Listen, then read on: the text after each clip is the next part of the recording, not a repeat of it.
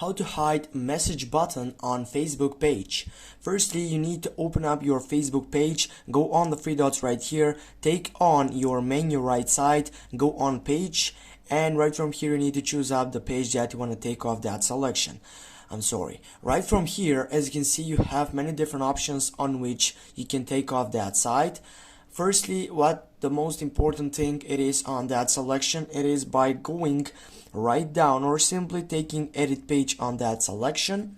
And if you go down, go simply settings, and here as you can see you have many different options, including the right one.